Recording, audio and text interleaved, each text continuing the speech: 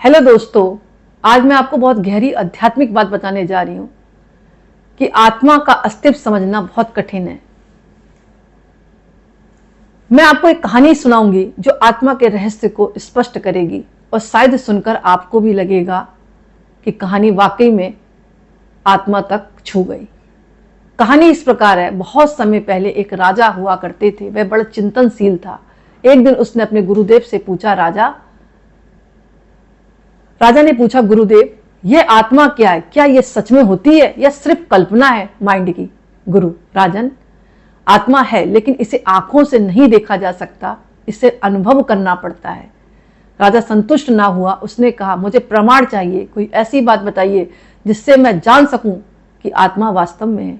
गुरु ने उसकी तरफ देखा और मुस्कुराए। मैं 3 प्रश्न पूछूंगा। राजन, जब तुम छोटे थे तब भी तुम मैं कहते थे, आज तुम बड़े हो गए तो शरीर बदल गया, पर मैं वही है या बदला? जो अंदर है वो बदला क्या?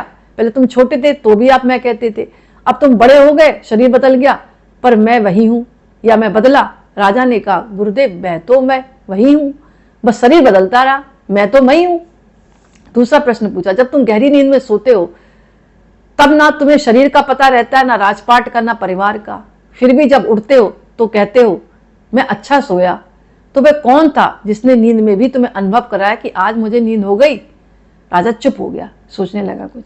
तीसरा प्रश्न, जब ये शरीर मर जाएगा तो लोग कहेंगे राजा का शरीर पड़ा है, लेकिन राजन सोचो, अगर शरीर ही राजा था तो मरने के बाद लोग राजा क्यों नहीं कहते, सिर्फ शरीर क्यों कहते हैं? राजा की आंखों में आंसू आ गए। उसने धीरे से कहा, गुरुदेव, अब मुझे समझ में आया, ये मैं ही आत्मा है जो ना जन्म लेती है ना मरती है। शरीर बदलता है पर आत्मा सदा रहती है। गुरु ने कहा, सही कहा राजन, आत्मा अग्नि से नहीं जलती, जल से भी नहीं भीगती, वायु से भी नहीं उड़ती, शस्त्र से भी नहीं कटती। ये हमारी असली पहचान है। सीख ये कि शरीर नश्वर है, आत्मा अमर है। आत्मा कौन है? जो मैं हूं।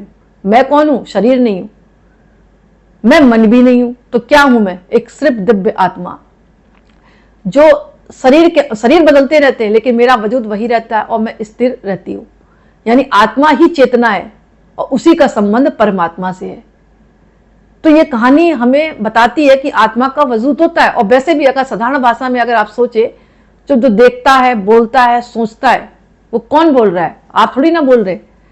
आपके भीतर वो दिव्य आत्मा है जिसकी वजह से आपका शरीर का संचालन हो रहा है, और वह चेतना है, वही जो है सारे कार्य कराती है। वो चेतना नहीं तो आपका अस्तित्व नहीं, आपका कोई वजूद नहीं है। जब तक शरीर में चेतना है, लोग आपको प्यार करते हैं।